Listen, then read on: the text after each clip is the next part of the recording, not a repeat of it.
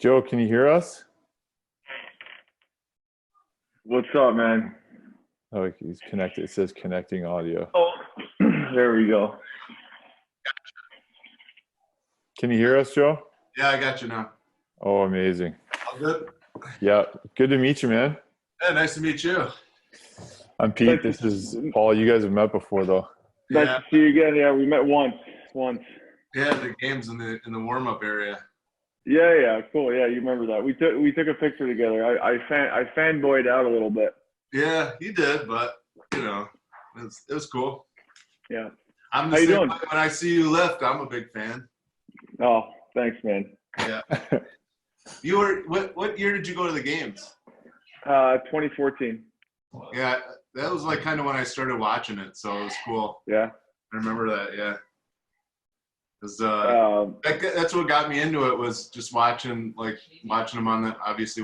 TV and just watching like the lifts, and then combined with like speed was like, I was like, I got to do that. That looks awesome. Yeah. So, That's sweet. yeah. We'll dive in nice and deep with into that, I'm sure. Yeah. Yeah, exactly. So, Joe, welcome to the NCR Podcast officially. We're recording, just so you know. All right. You can curse on this, whatever you want. Doesn't really matter. We're relaxed around here. Is that your living room behind you? This is my basement. Oh, okay. So I've got that's the That's where he's training for the CrossFit Games, Joe. Yeah, exactly. I was watching you, and one day you posted something on Instagram. I think you were doing like, what's the one where you run 400 and then you do the overhead squats? Yeah, that was Nancy. That's right. Nancy. Yeah. I watched you take off running. I was like, is he ever gonna come back? Yeah. The longest. Well, you're saying it took too long?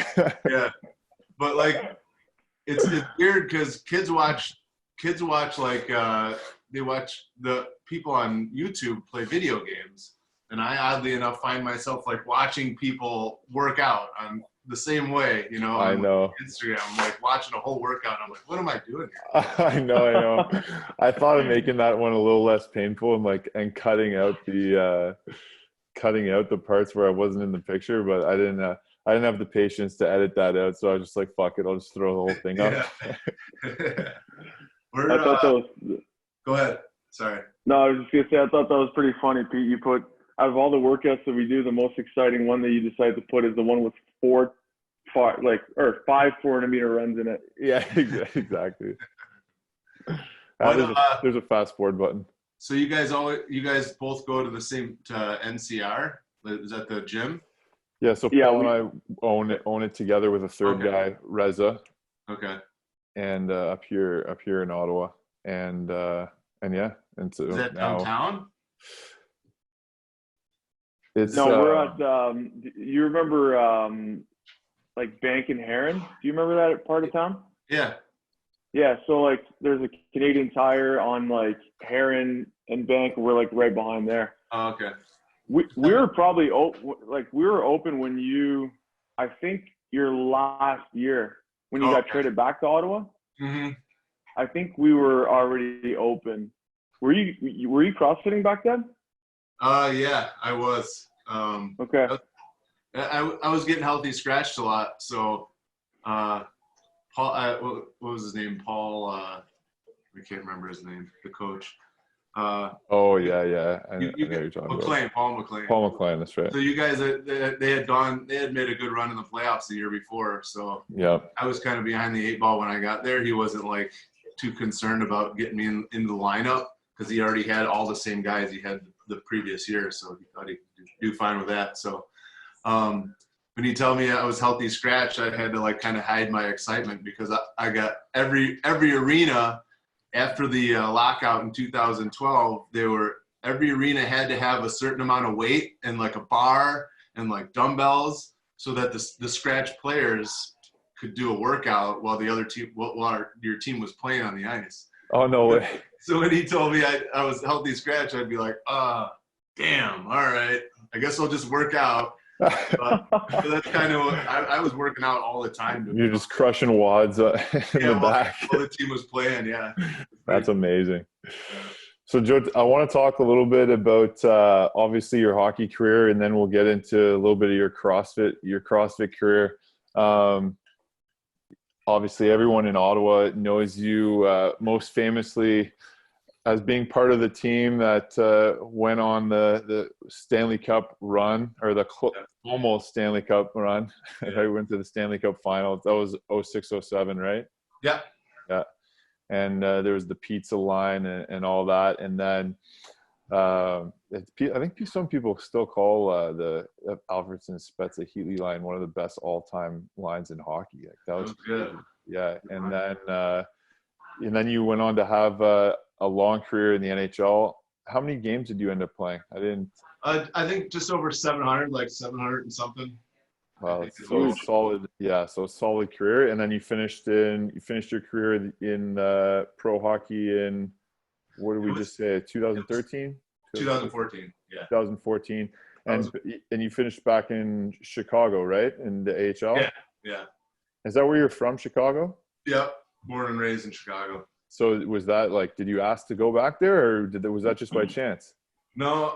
So we were in Vancouver for that Heritage Classic, and the trade deadline was, I think, that during that or right after that. So they played that game. I didn't play in it. I drank about 12 beers in the concourse while they were playing in that game.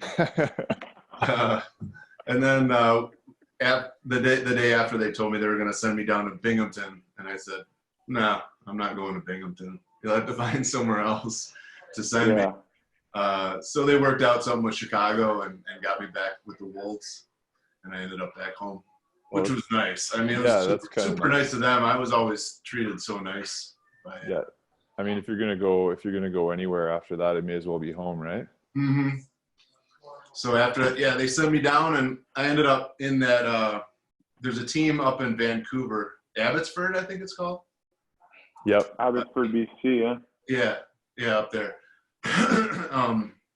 So when I got sent down, I went right to Abbotsford because the Wolves were playing there in like 4 days. So I was like sitting in a hotel room in Abbotsford waiting for them to get there. And I walk into like a Holiday Inn, I don't know, little hotel. And I looked around the room and I'm like, I don't know if I could do this. This is because once you get used to the treatment in the NHL, you're in 4 seasons, you're in Ritz's. And I walk in and I'm just like, this isn't going to last very long. This is going to be it. That's kind of when I decided that I was done, 'cause I don't know. You just get used to a certain level of service and comfort. And I don't know. I just was, the grind was out of me in that sport. For sure. Yeah. Especially after 700 games. I mean, it's not like you were floating around and, going up, coming down and all this. You had a solid career there. So do you, that 2007 run, man, is it still, like, not hurt, but do you still think about that? Oh yeah. That's gotta be like the highlight of your career. Oh yeah. Like before you say anything though, like, let me tell you that everybody in Ottawa still to this day, like, anyways, my generation, like my buddies, like, it's still such an epic time in our lives. Like, honestly, dude, like, even if you guys didn't win, like, I think back of that couple months where they closed down Elgin Street and we would just go out all the time during the game. And like, so epic. It was so epic. So even if it still hurts, like, dude, thank you for that. 'Cause that was, that was unbelievable. Yeah. People ask me all the time, what was your favorite year, or where was your favorite year that you played, or where was your favorite place you played? And I always say Ottawa, because that year was unbelievable. It's like just the guys in the room and how good we were and how skilled we were. And then leading into the playoffs, and like you're talking about, I've never seen anything like it, getting off a plane, coming from a series, and the airport from our private terminal, the road lined all the way with people for kilometers and kilometers. It was insane. And just, and during the season, just like living in Canada, and everywhere you go, people know who you are. There's nowhere to hide in Ottawa. And I never got any negative feedback or comments, or everything was so positive that it was like that year was just, it was incredible. You know, and they tell you have no regrets, but eventually, inevitably, you do have a couple of regrets. You know, I always wanted to play another Stanley Cup Final, because that one was so difficult with the travel from coast to coast. Oh, in yeah. the period of time that we played in. Yeah. I mean, I was popping Ambien just to get to sleep. So it's like, I don't even remember that series. So that was kind of like the crappy part of the whole thing, was that the distance in between cities. And I think that had an effect on us, but we got bullied out of that series. That team they were rough. Anaheim was yeah, they were pretty rough. That was kind of the storyline, right? They just kind of bulldozed over teams. And yeah, well, I think we lost the series in game 4. 5. Yeah. I think we lost. The series was over in game 4. Pronger was suspended, right? He was out. We had one game, the game 3 in our building. If we win that game 4, it's 2-2 going back to Anaheim. Different story, but that's kind of where we blew it, was that game 4 at home. So obviously a little bit bitter in the actual Stanley Cup Final, but that entire run was insane. Yeah. Like, out of what series was the most memorable besides that? Let's get rid of the Stanley Cup Final, because obviously getting there is going to be super memorable. But in terms of just the pure hockey part, like playing the game, what was the most memorable series of that run? The best series was, I think it was the Buffalo series. I mean, that was the conference finals, right? Yeah, conference finals. You scored a pretty big goal in that one, eh? Game 2. Yeah, game 2. The bouncer bounced over Ryan Miller. OT clapper from just inside the blue line. Yeah, right off the draw. Yeah. Yes, I do. Yeah, Spez won it right back, and I just stepped into it. Against Miller. Miller was in that. Yeah, I remember that.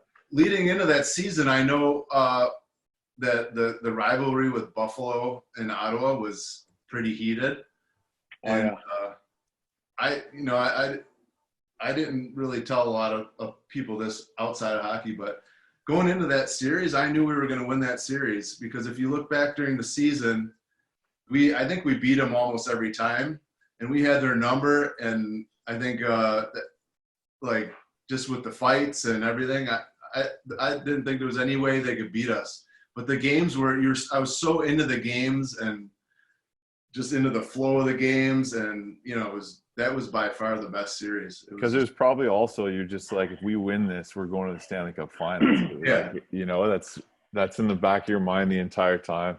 Yeah, which is great. I know the sense growing up, there were some epic battles with Buffalo back in the day where Dominic Hasek was on the team, and I think they beat us out a couple times. So there's a little bit of history there. And their whole existence was hinging on them going to the Stanley Cup Final. I know, like, they were talking about it. Like, if they don't go this year, they're going to dismantle that team. So that was even more like kind of a joy to. I don't know, Buffalo fans probably don't want to hear it, but that was like another motivating factor, was like, we beat this team and they're going to dismantle it. It's awesome. So that's amazing. Awesome. What was of your entire career, who was the most talented player that you think you played with on the same team? Out of all of them, like, you played with a bunch of teams, Carolina, Washington. So you played with Ovi, you played with a bunch of guys. Like, who do you think was the most, or no, 2 questions. Who do you think was the most talented? Because I think I may have just answered it myself. But then also, who was someone that every time they stepped on the ice, you were just like, holy shit, like, you were in awe, even though you got to see them every day? I'd have to go back. Let's see. I'd have to go back to Alfie. I was most impressed as a professional and how skilled Alfie was. Really? He was ridiculous. The way he could control a game when the puck got on his stick, he could slow the game down. He could bring the puck back, slow it down. He could speed it up. He was in total control all the time. And he gave me some passes during the season and in the playoffs that like through sticks, over sticks, feathered. He was ridiculous. He was the most. I think he's the most skilled player I've ever played with. Wow. Ovi, when I played in Washington, it was different because everything was still resting on his shoulders. Like he felt like he had to do everything. So the problem in Washington is when we got behind, Ovi tried to do everything himself because there wasn't that super second guy. Backstrom's there to get him the puck, but he felt like he had to do it all. And he really couldn't do it all. You see how many goals he scores off that one off the top of the circle on the PP, right? Yeah. Getting great passes from guys. He could do a lot himself, but he can't do it all himself. I felt like if Alfie wanted to step up and control a game, you saw it in the last game of the Stanley Cup Final where we were behind, and Alfie put the whole team on his shoulders, and he went out and he scored. I think the score was like 5-2 or 5-1, and he scores a goal. He gets it going, and he had that ability to control a game like that. And I really never played with another player after that was as skilled as Alfie. Yeah, that's really cool to hear you say that. I don't think there's tons of guys that's not. Obviously, we all know that Alfie's great, and obviously because we're from Ottawa. But I would say if you went around the league, it's my feeling that you probably wouldn't get his name being tossed around a lot. Yeah, I think you're right. I think just from generation-wise, I think he was maybe towards the end of his career at that point, maybe like the last 5 years of it. But I tell you, I thought he was at the best that I've ever seen him. He was ridiculous. Yeah, he's an absolute legend in Ottawa too. Still now, like he stayed here. He's got his 4 boys, and I was at his jersey retirement game actually a couple years ago, and his place was absolutely packed. Yeah, everyone loves him. He demanded. He just the kind of guy who you just completely respected, just on and off the ice, just the way he handled himself and everything. That's amazing. That's great. So Joe, around this time, what are you doing for training? Like you're not doing CrossFit during those Stanley Cup run, because you just said you were doing it a little bit later on, right? Yeah. So what kind of stuff are you doing for training? I know usually people that get into CrossFit, they're not just getting into it from nothing. They usually have a little bit of a training background. Obviously, you're an athlete and you need to do something. Were you following what the team trainer was giving you? Were you off on your own doing kind of your own thing, searching the internet for like the best up to date, workout techniques? What were you doing? You're benching 2 plates for reps. I know that. For sure. Yeah, they give you a book. So after the season ends, they give you a book like 3 weeks later, and it picks up in, I think like June or July.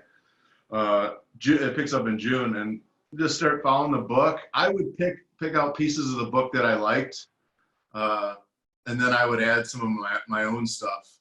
So it ended up being like probably I go Monday, Tuesday, and then I go Thursday, Friday, and Saturday. And I'd be in the gym for like 3 hours doing a lot of boring stuff, squatting, deadlifts, benching, not a lot of movement,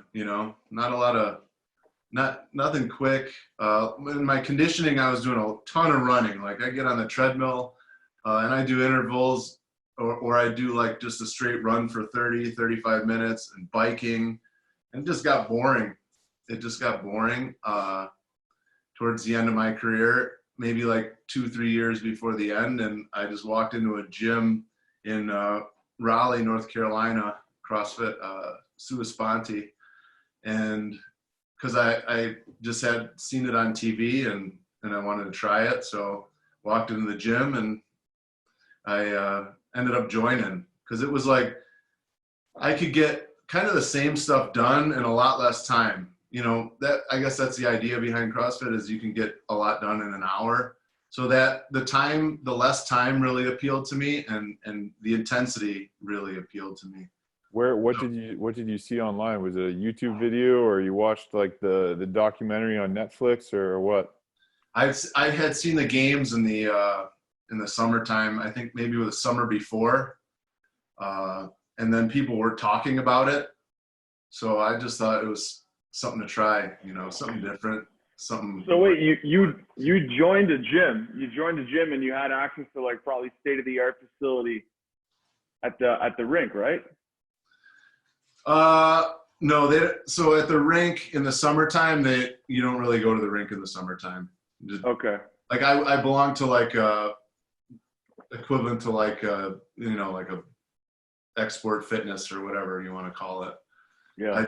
I you know, pay your $10 a month, go in there, and I would do my thing and get out.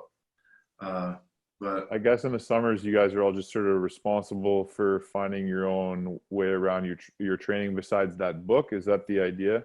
right, they give you the book.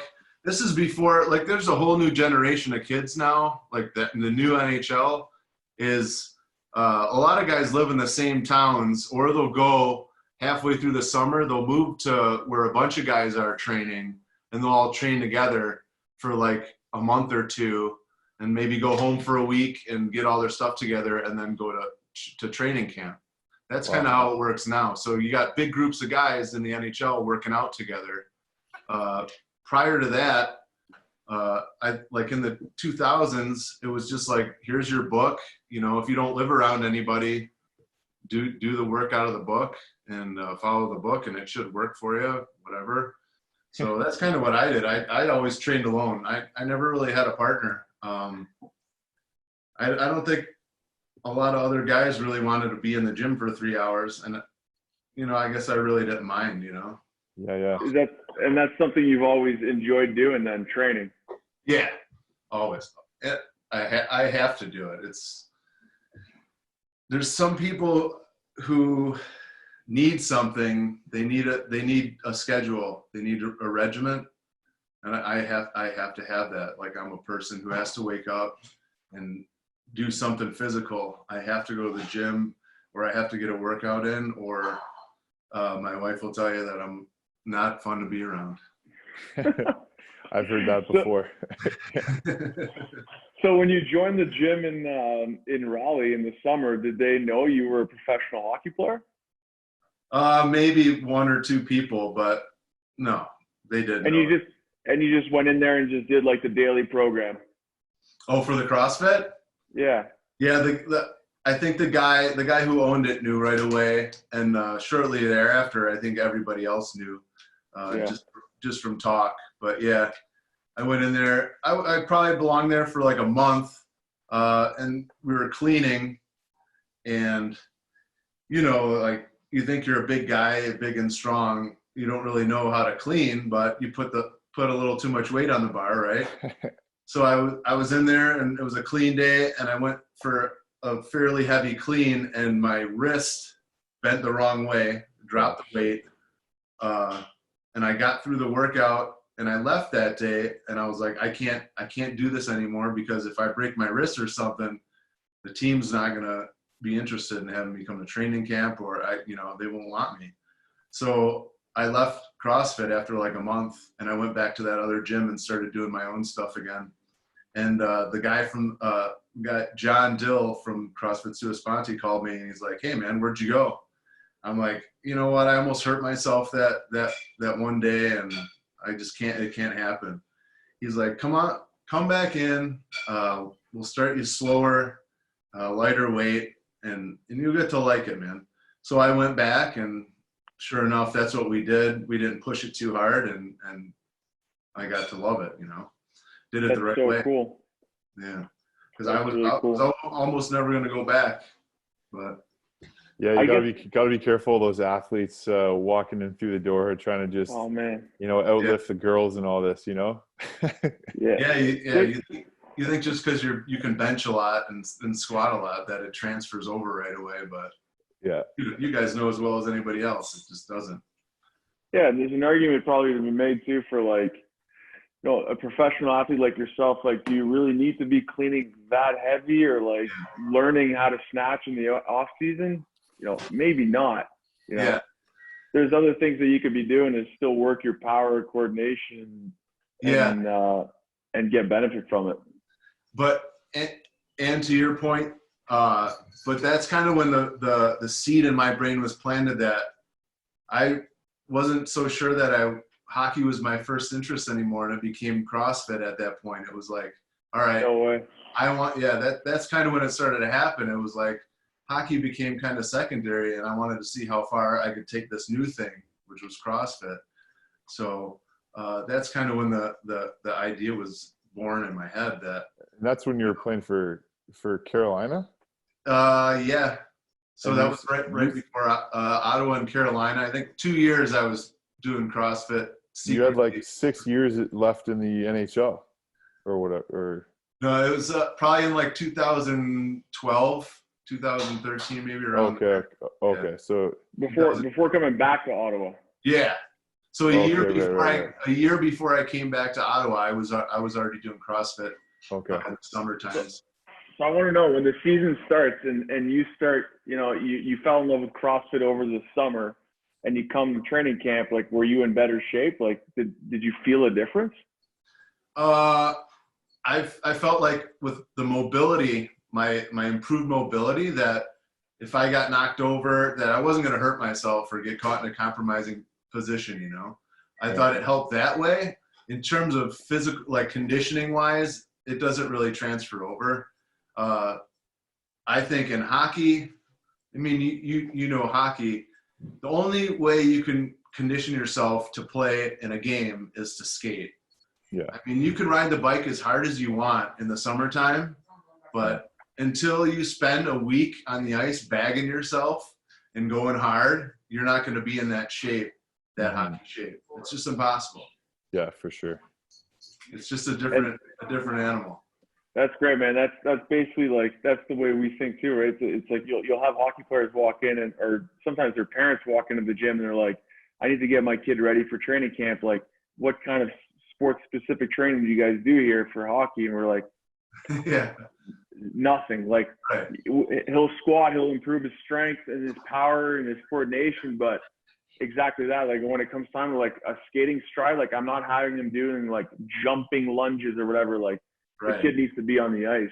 That's really cool. So when you started that, and so you go to training camp, you feel more mobile, maybe a little stronger, but like you need your obviously your skating conditioning back. And do you keep doing CrossFit that year, or do you kind of slow that down? Well, that's when it started.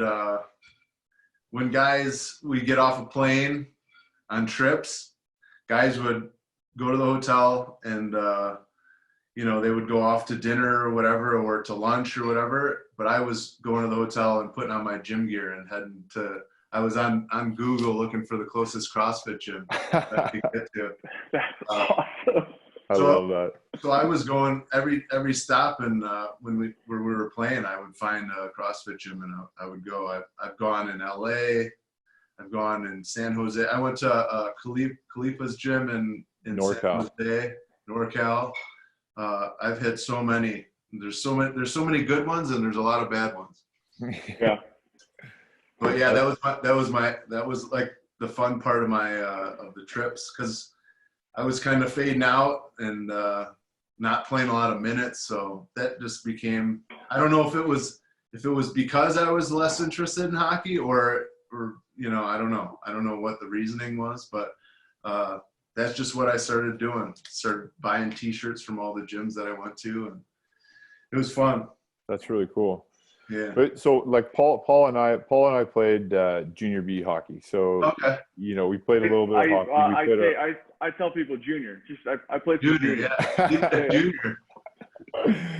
We played there. But we always talk about how if we had found CrossFit when we were younger, that we would be better hockey players because we'd be in better shape. Like I growing up, I was like you. In the off season, I loved to be in the gym. that's all I did. You know, even if I didn't have hockey, I would have been in the gym training for something, right? Yeah. And it wasn't until later on that I really started getting into CrossFit. Like, I think I found it like one of my last years playing junior B. And then I didn't even step into an affiliate till a couple of years removed from hockey. And I mean, I get what you're saying, that hockey is, you know, to get into that specific shape, you need to be on the ice. But I can't help think that if I was to step on the ice again, like, you know, I cut like a month of skating and I would be just flying compared to what I was before. Like, did you notice any difference at all? Like, besides just the idea that you wouldn't be able, or you wouldn't injure yourself, or you'd be less susceptible to it? Like, did you notice anything once you kind of got your legs under you? Yeah, I mean, I did feel faster. Even now, I mean, I know it's not as high level, obviously, but even when we play softball with the men, with my buddies, like in the men's league, Yeah. I feel like I'm freaking flying. Like, I'm faster. I can run faster than I've ever been able to run before, and that did transfer into straight speed on the ice. It did. But you were kind of near the end of your career, right? Yeah. So, like, imagine you found it maybe earlier. Yeah. Maybe. Who knows, right? Yeah. And there's other factors that contribute to it. For sure. Were you trying to get some of the other guys to join you on the team? Like, were you trying to drag some of these guys out to the affiliate when you were going to visit? No. Guys weren't really into. I haven't come across too many like fitness freaks in the NHL.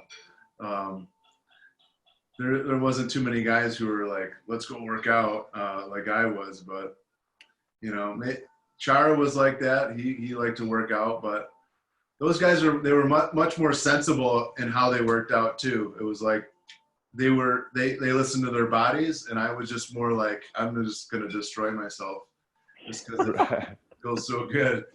So it's just different. So they weren't into it. CrossFit was perfect for you then. Yeah. Do you find what was it that drew you really to CrossFit then? Like, 'cause obviously you could have trained any other way, you know, like a fitness freak will just find a way to train till they're dead.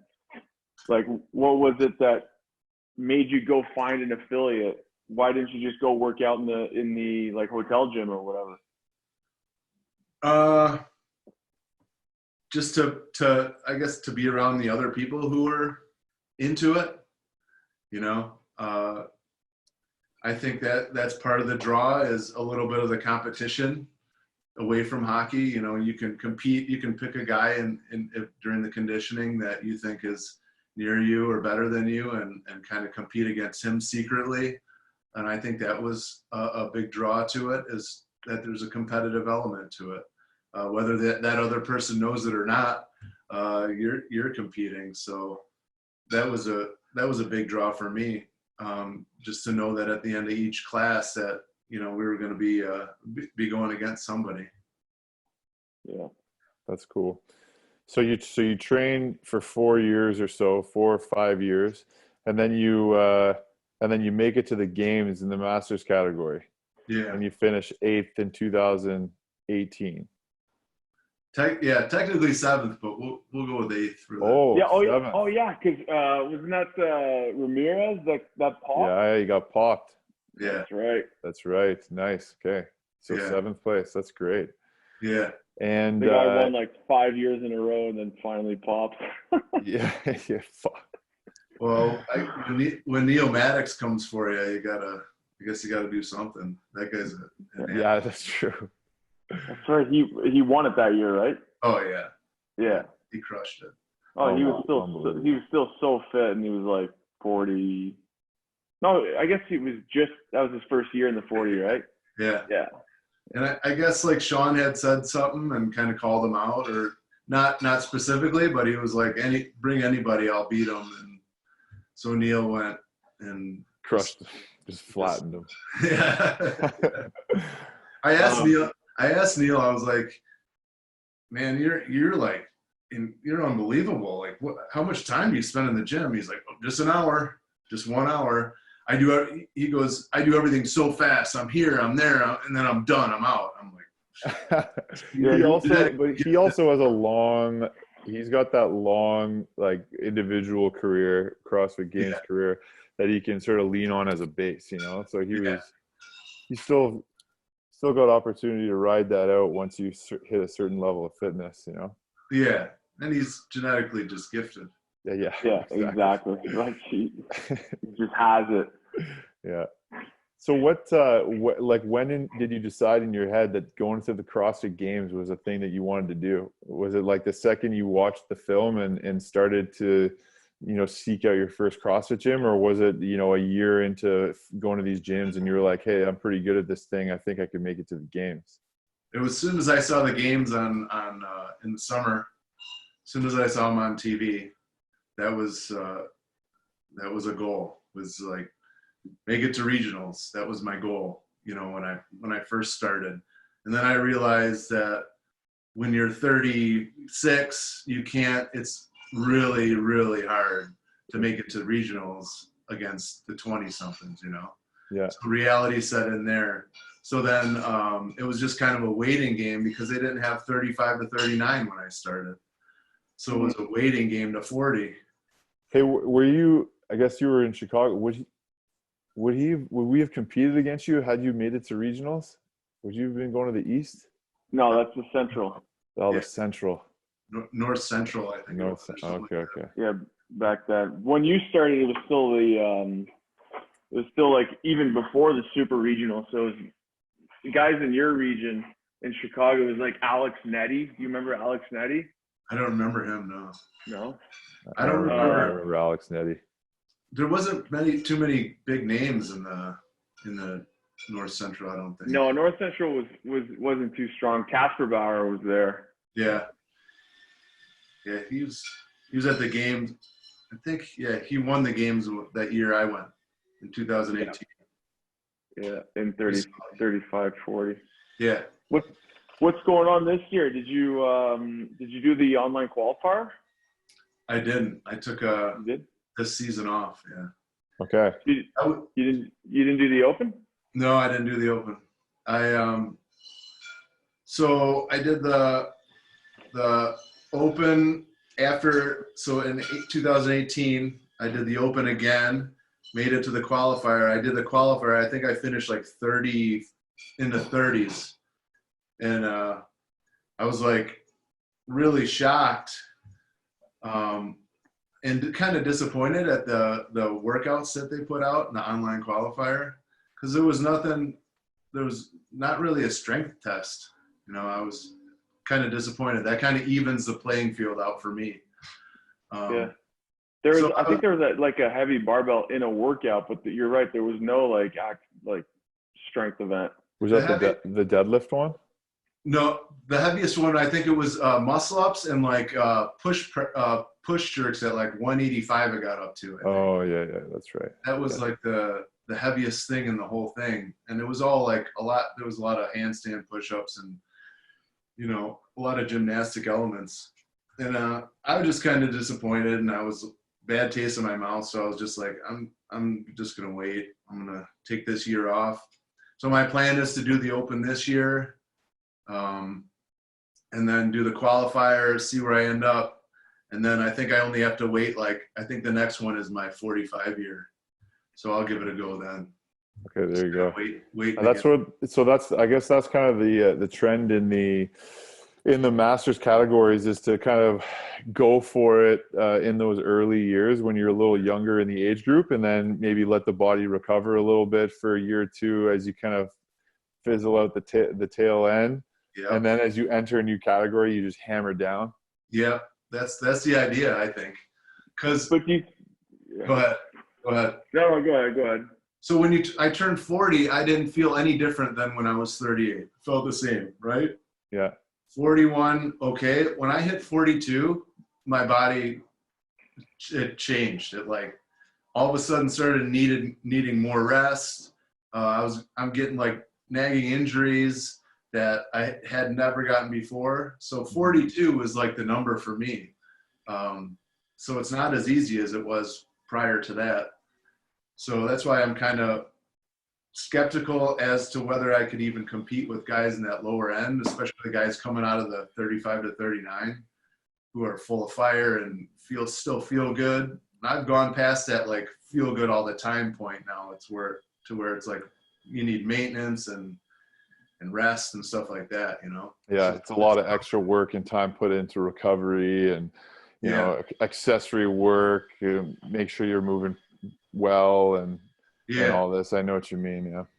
That's what I was going to ask, Joe, because, you know, like we talk about you increase your fitness, you know, through time, but then age starts to catch up. And I was wondering when or if at all that happened, right? Because, I mean, even myself, like I'm 33, and like I still feel like I'm kind of getting fitter, but I'm kind of just maybe staying the same, right? And I'm wondering, when is it going to hit it at some point and be like, hey, I'm actually not getting fitter anymore? Yeah, I don't know. I think it's kind of the type of athlete you are in terms of fitness wise. I think I could always get more fit in terms of conditioning, because I think there's still more of an area where I can push myself that I kind of stay out of, that I don't like to go to. So I'm still working on that area. So I think there's still more available there. But like for strength, just pure strength, like I'm kind of topping out at, you know, I know I'm never going to be able to snatch 275. You know, I know I'm never going to be able to clean and jerk 325. Like that's just my body and my body structure. I'm kind of topped out at all that stuff. But still pretty good. But it's still pretty good. Good enough. Yeah. I mean, if I can snatch, I don't know, 255, 260 when I'm 40, I'd be pretty pumped with that.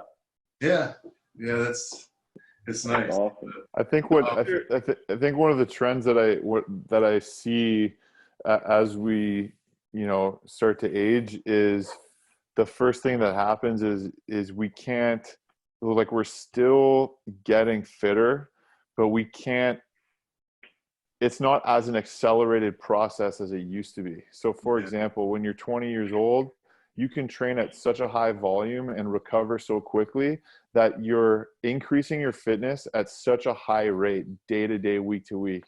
Like 1 year to the next, like you have increased so much fitness, it's ridiculous because of that volume and that rate of recovery. Whereas like even now, like Paul says 33, I'm 30 years old, but I've, you know, training age, like I've been doing CrossFit for, you know, almost 10 years now.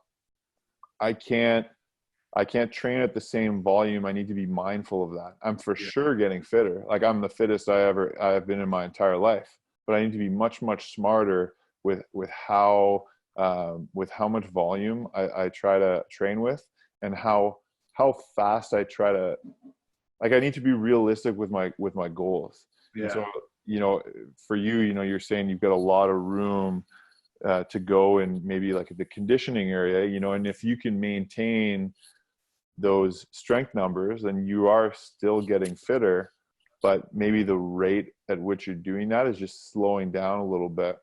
You know, at one point it's going to peak, like Paul's saying, and it's just like, you know, we're going to fizzle out and come down the other side of the curve. But it's really interesting to me how long you can go and see your times drop. Like we've got friends, PT on staff that, or just in the CrossFit world, like these are like old OG CrossFitters who have been doing this for a long fucking time, and they're throwing up like PRs on Fran and stuff. I'm like, how the hell are you doing that? Like, you know, you're 40 years old and you're still doing this. You've been training CrossFit since you were 25.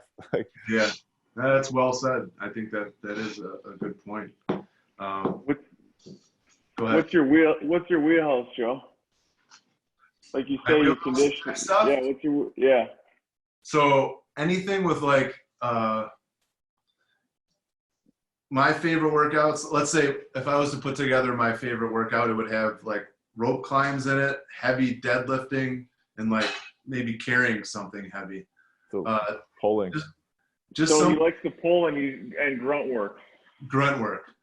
Because I can get into that. I can get into an area in there of comfortability of when it's heavy and just kind of like the grunt work, and I can just get in a zone and just maintain like my like the same intervals for every round and that stuff. I loved doing that stuff. I could do that stuff for like 20 minutes straight. Like 20-minute AMRAPs, I love those too. You know, just kind of like get into that zone where you keep it at the same pace and then hammer it a little bit at the end. I love those. Like that workout this year in the Open with the I think it was like dumbbell snatches, toes to bar, and something else for double 20 unders. minutes. Do you remember that one? Yeah, it was double unders. Double unders, yeah. That one was like, people were like, that's so hot. They're dying. I'm like, it was dumbbell thrusters. Yeah, it was so easy. I thought it was easy because you just like, I mean, you could just fly around that for 20 minutes. It was, I really liked that one. That seemed like a good one for me. That was a fun workout. That was not easy though. I was dying, Really? absolutely dying. Yeah. Yeah, I enjoyed that one. But I did really well at the games. There was like a rope climb, and we had to carry a super heavy yoke, and then we had to go on a run, and I did really well on that one. But anything with like heavy objects or moving heavy objects around or sandbag over the shoulder, I love that stuff. That stuff's awesome. What's your max deadlift? 520. That's good. Strong. Yeah, I can see why you want those strength events. What do you weigh, Joe? I think around 210. Is that more or less than when you played hockey? More. I played around like 205, 206 maybe. Yeah. I just for fun. I know when we met at the games, I told you that story of the article that was published in like the Citizen in like 2007. Do you remember that? Yeah. And what's that? The GM freaked out about that picture. Yeah. Really? Yeah. Exactly. So like I remember I was in the dressing room and my buddy comes in and he's like, man, like look at this picture. So cool. And we used to call you Jose Corvo. Yeah. Like look at Jose Corvo and look how jacked he is. And I was like, oh man, that's awesome. And then I became a fan at that point. I'm like, hey, this guy, I like the way he plays. He plays hard and he's jacked and likes to work out. Done. Yeah. Why did the GM like that picture? He didn't want anybody to be caught with like their shirts off. I'm not sure why. And then the tattoo, because I had a lot of tattoos, and yeah, they didn't like that at all. So that's kind of funny. I was like, what am I supposed to do? The guy has they're like doing measurements on me, and what am I supposed to do? You know, they're like, it's not my fault he took the picture. But that was like my day, like the day of physical testing when he got to camp. It was like, all right, here we go.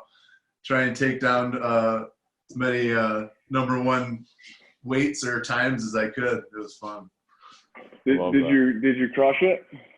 Oh yeah, I always crushed it. Like you said, I always crushed the bench and pull-ups and all that stuff.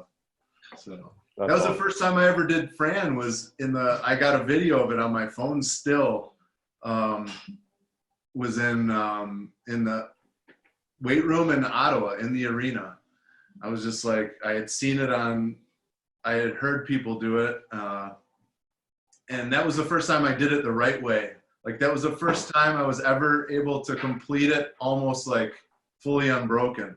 So I have a video of that. It's the form is pretty terrible, but that's awesome. We talk about this all the time in the podcast with people, you know, like the first Fran is like it's iconic. Like I wish every time that we program Fran at the gym, like I want to just video everyone. Yeah. Because it's just fun, like 5, 6, 7 years down the line, like watch that first video. Like I'd pay a lot of money to see my first Fran. Yeah.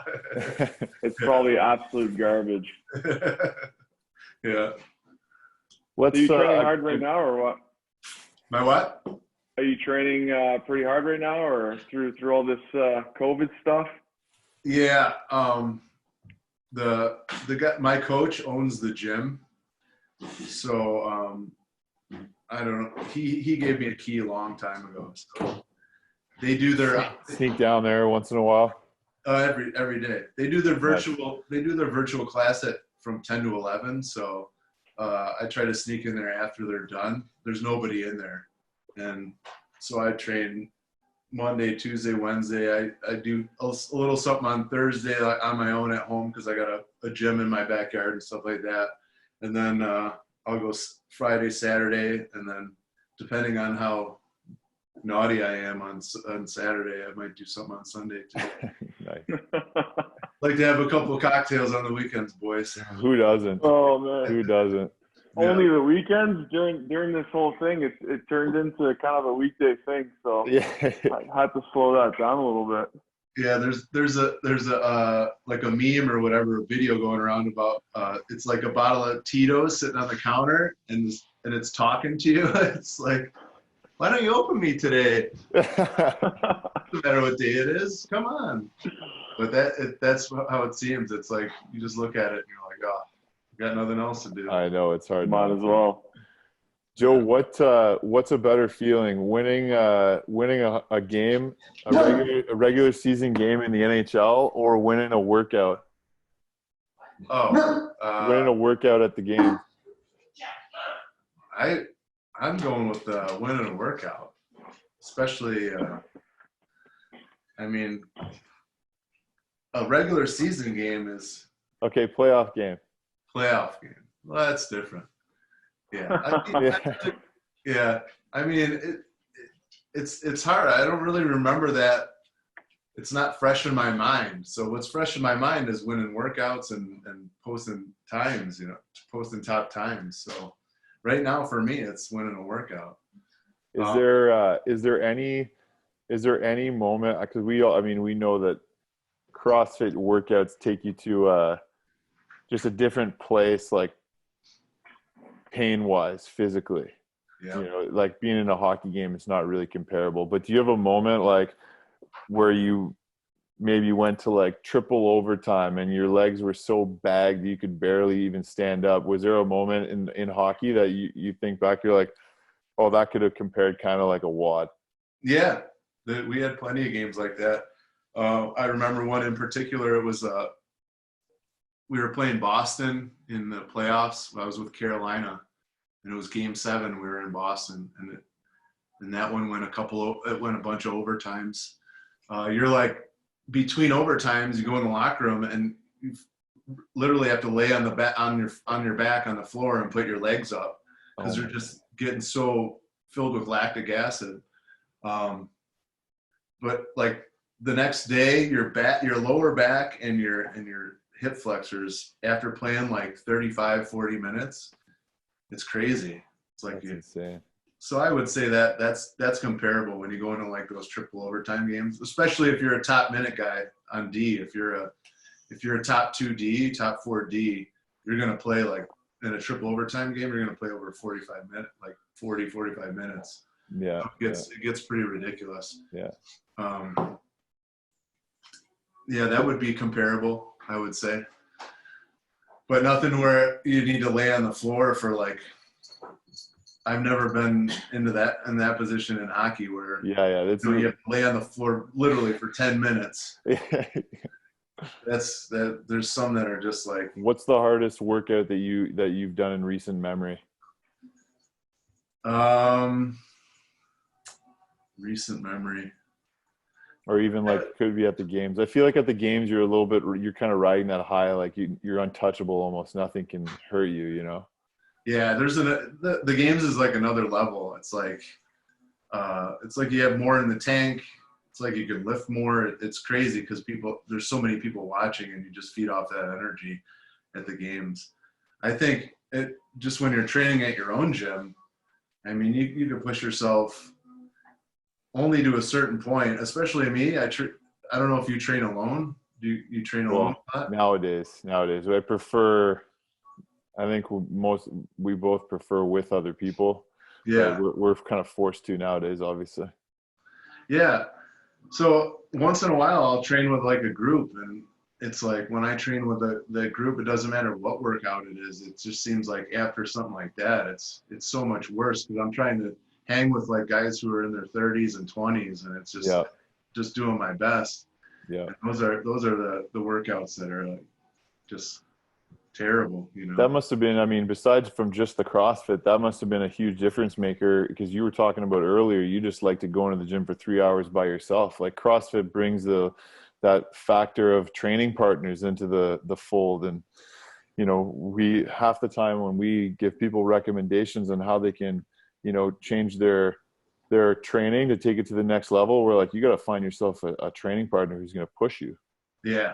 You know? And it doesn't matter who what does Glassman say? He says, if your dog's looking at your rower, you're going to row harder. Yeah. Yeah. Yeah.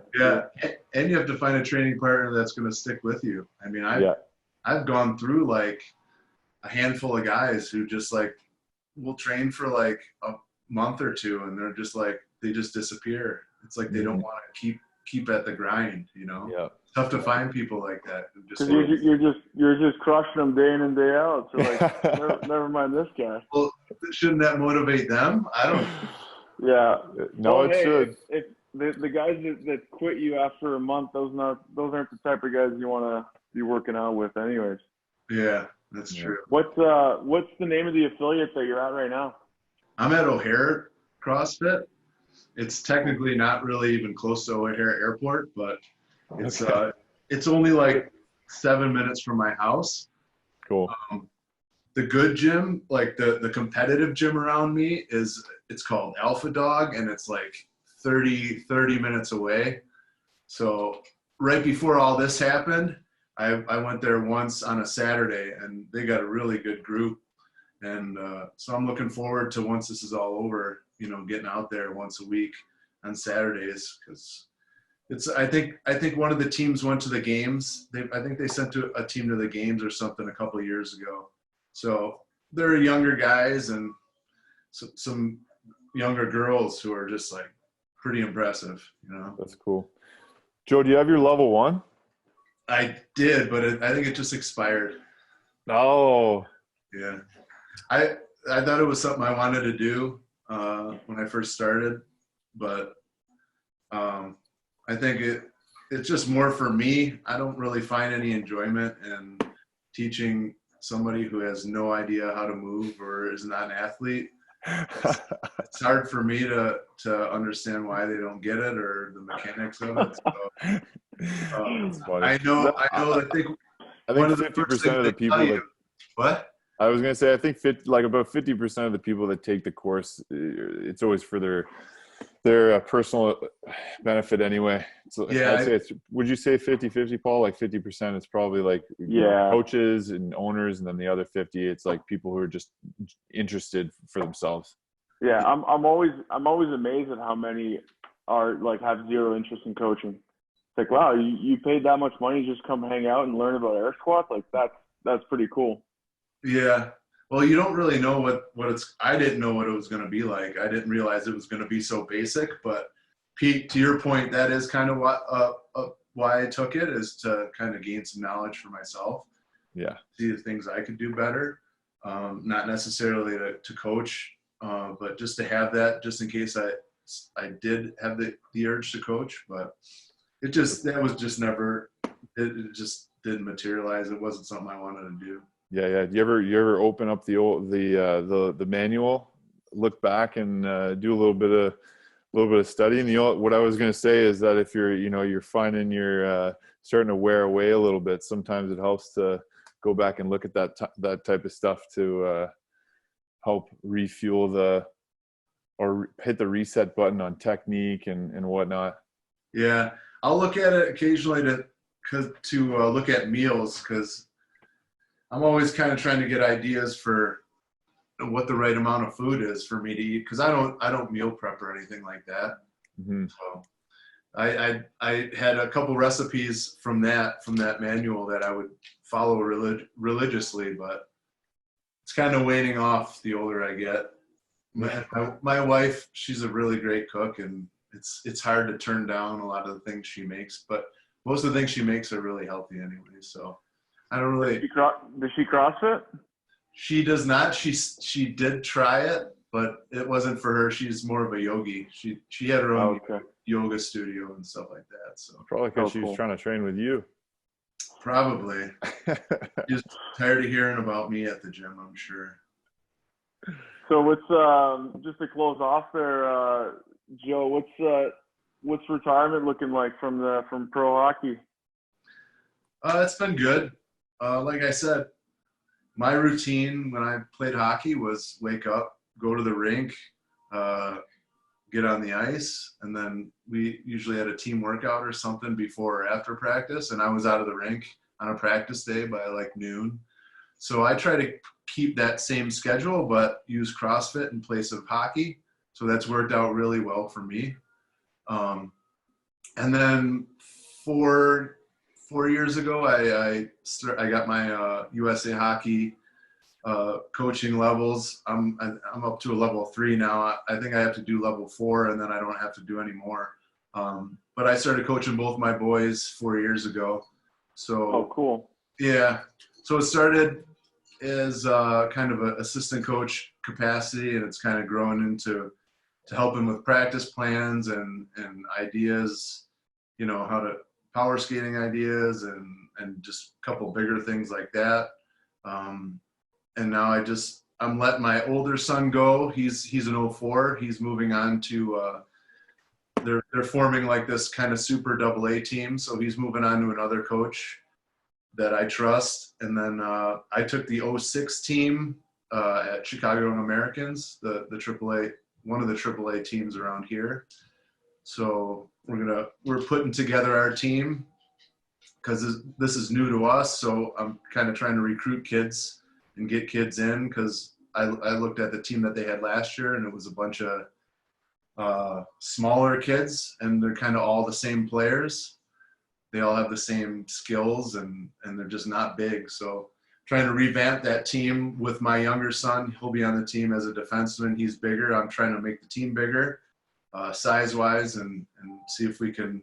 I think they were ranked in the 70s in the nation last year. So just trying to get them a lot better, because who starts something and doesn't want to be at the top right away? I don't start things just to kind of get a little bit better. Like, I want to move this team from 70th in the nation to top 20 or top 10, that's my goal.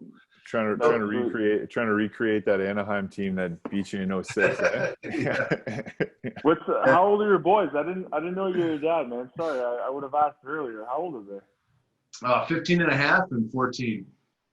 Oh man. Yeah. So you had them super young. Yeah, I had my first one, I think, when I was 27 or 28. Okay. Oh yeah, right. Okay. Around there. Yeah. Cool.